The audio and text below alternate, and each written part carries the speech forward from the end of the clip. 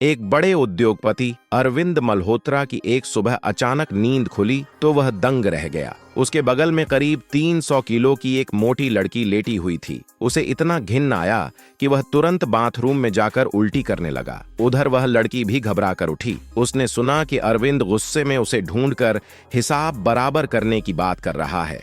डर के मारे वह अपने कपड़े और जूते उठाकर चुपचाप वहां से भाग गई। 6 साल बीत गए। अरविंद की मां सावित्री देवी अपने बेटे की शादी कराने के लिए परेशान रहती थीं। रोज किसी न किसी लड़की को घर बुलाती, लेकिन उस रात की घटना के बाद अरविंद का महिलाओं से मन ही उठ गया था। आखिर वह अस्पताल जांच कराने गया। वहां पता चला कि उसे एक अजीब बीमारी हो गई है। जैसे ही वह किसी महिला को छूता है वह बेहोश हो जाता है। यह सुनकर सावित्री देवी के तो होश उड़ गए। तभी एक छोटा सा लड़का डॉक्टर से अपनी बीमारी के बारे में पूछने आया। जैसे ही सावित्री देवी ने उस बच्चे को देखा वह दंग रह गईं। वह बिल्कुल छोटे अरविंद जैसा दिखता था। सावित्री देवी ने घबराकर बच्चे को पकड़ लिया। अरे बेटा, तू इतना छोटा कैसे हो गया? तुझे क्या हो गया? बच्चा बोला, दादी आपने गलत बच्चे को पकड़ लिया है। तभी असली अरविंद की आवाज आई और सावित्री देवी को अपनी गलती का एहसास हुआ, लेकिन बच्चे का चेहरा देखकर उन्हें यकीन हो गया कि वह उनका पोता ही है। उन्होंने अरविंद से पूछा,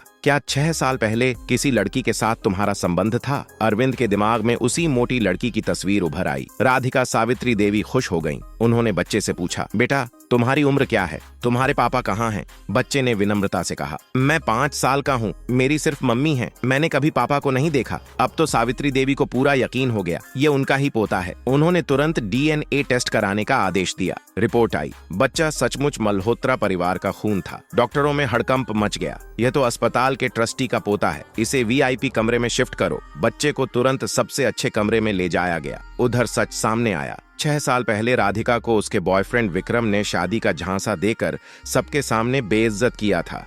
गुस्से में उसने शराब पी ली और नशे में अरविंद के कमरे में पहुंच गई। उसी रात यह सब हुआ। विक्रम ने उसे फिर से पहचान लिया और उसका मजाक उड़ाने लगा। अरे ये वही मोटी लड़की है, अब पतली होकर आई है। राधिका ने गुस्से में कहा, जुबान संभाल कर बात करो। विक्रम हंसा, ये बच्चा किसका है? कहीं नाजायज तो नहीं? राधिका ने बेटे को सीने से लगाकर कहा, ये मेरा बेटा है। विक्रम ने बच्चे को धक्का दिया। बच्चा चिल्लाया, मेरी मम्मी से माफी मांगो। राधिका उसे लेकर वहां से चली गई। उधर सावित्री देवी खुश होकर बोली, हे भगवान, हमारा वंश आगे बढ़ेगा। उन्होंने तुरंत अरविंद को फोन किया, अभी के अभी अस्पताल आओ, वो बच्चा तुम्हारा बेटा है। 6 साल से वह और उसकी माँ तकलीफ झेल रहे हैं। तुम तुरंत उस लड़की को ढूंढो और शादी करो, ये आदेश है। इधर विक्रम फिर से राधिका को परेशान कर रहा था। अगर तुमने माफी नहीं मांगी तो यहाँ से नहीं जाने दूंगा। राधिका ने गुस्से में कहा, तुम मुझे घिनौने लगते हो। तभी अरविंद वहां पहुंचा। मेरे बेटे और उसकी माँ को छूने की हिम्मत कैसे हुई? विक्रम डर गया। आगे क्या होगा? क्या अरविंद राधिका को अपना नाम और सम्मान देगा? क्या राधिका उसे माफ कर पाएगी? नेक्स्ट पार्ट के लिए सब्सक्राइब